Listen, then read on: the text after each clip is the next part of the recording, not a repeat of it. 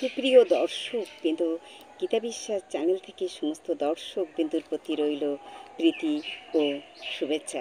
দেখতে থাকুন, শুনতে থাকুন, ভালো লাগবে।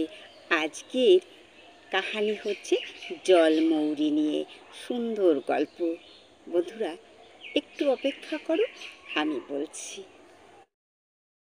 বনে থাকে, যেখানে পুকুরে পদ্ম ফুল হয়, সেই পদ্মবনে ওরা বাসা বাঁধে। এইবার স্বামী স্ত্রী দুইজনই থাকে, বাচ্চা দেয়। হ্যাঁ, বাচ্চা দিয়ে ওই মা মৌরিটা চলে যায়, মৌরটা থাকে ওর কাছে সন্তান রেখে ওরা অন্যত্র পুকুর খোঁজে, পদ্মবন খোঁজে। সেই বনে গিয়ে আর একজন পাবে, সেখানে গিয়ে আবার বাচ্চা দেয়।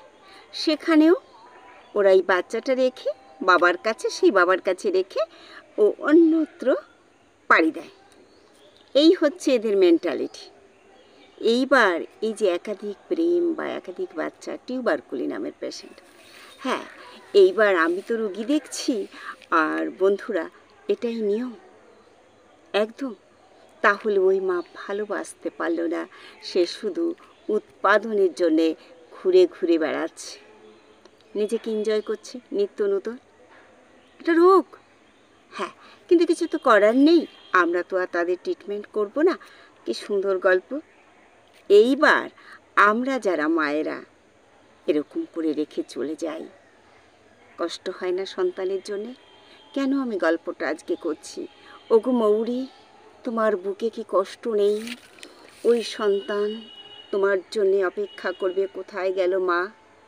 মা হারিয়ে গেল, বাবা তাকে বুঝিয়ে বুঝিয়ে রাখবে, কিন্তু তুমি মা, তোমার কি দায়িত্ব? তাহলে বন্ধুরা, কি সুন্দর না গল্পটা? তাই আমরা মৌরের মতো হতে চাই না, আমরা আমাদের মতো হয়ে সন্তানকে বুকে ধরে রাখব। হ্যাঁ, পশুগুলো দেখা যায় 10 বছর 12 বছর মালিকের জন্য অপেক্ষা করে, আর যে মা সন্তানকে পেটে ধরেছে, সেই মা কি করে ভুলে যায়? বন্ধুরা, আমাদের ক্ষেত্রে ওটা রোগ, কিন্তু তাও বলে।